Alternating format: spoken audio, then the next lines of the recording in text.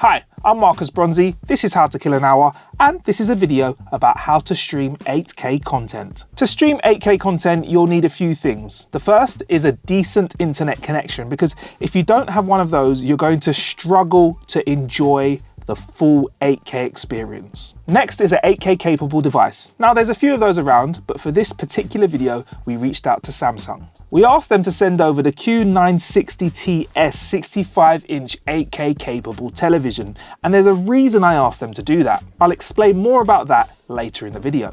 First, here's a quick rundown of what this television can do without getting too technical. With this model, it feels like Samsung have worked to address some problems that having a TV like this could give a user. The first problem is, how do you keep a TV that is so big slim? Well, Samsung thought of a simple solution. Take all of the computery bits out, put them in a separate box that plugs into the screen itself, which is pretty cool because it means one lead provides power and image to the screen. Plug it into the One Connect box with the One Connect icon facing up. Only 15 millimeters At this time, deep. make all other connections for your special cable wall box. mount, which means you can have it mounted flush against your wall, pretty much like a large painting. The next problem is, with a television that is so thin, how do you make it sound good? Because without getting into the sonics of speakers, to create big rich sounds, you usually need a big cabin, a box, or maybe a separate system outside of your television to provide good audio. I mean, if you spend a few grand on a television like this and you don't try and work out a way of having an outboard sound system specifically catered for your environment,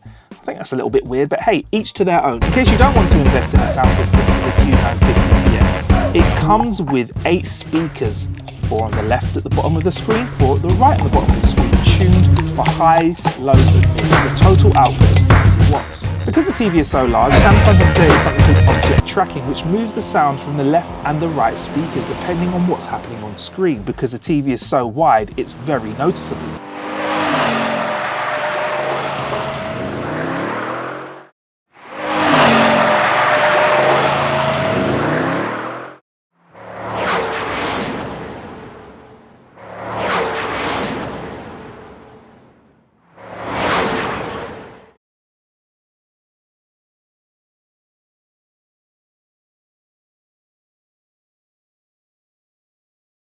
This model is big, and they get even bigger. There's a 75 and 85 inch model out there. But the image needs to look crisp, and this is one of the most pixel dense televisions on the market at the moment, so Samsung do promise that.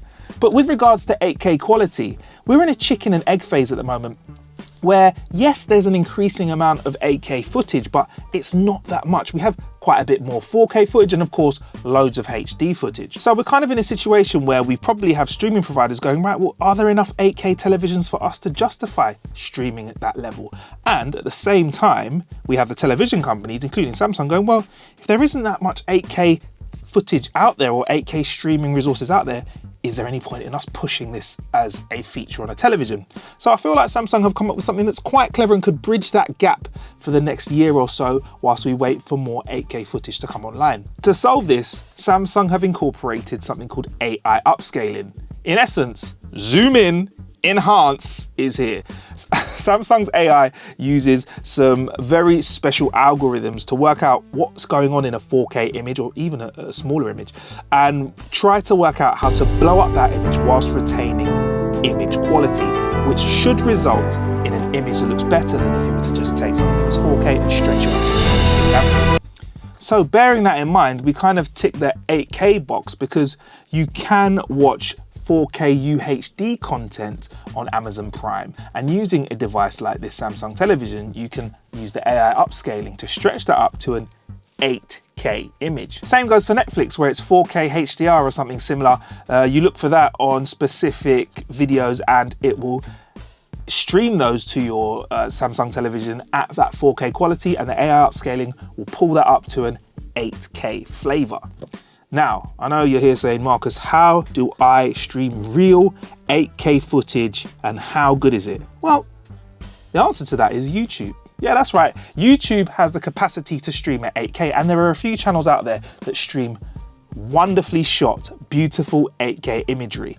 And I must say, watching something on 8K, I mean, there's a lot of nature videos and I love a bit of nature. Watching something in 8K and then dialing it back down to 4K just to see the difference. Visually, I can say that there is a clear difference between 4K and 8K, and it's an absolute pleasure to watch, especially on a screen size that's this big. You know, I was literally flicking between watching the same video in 8K than 4K, and there is a clear difference. Edges are very noticeable.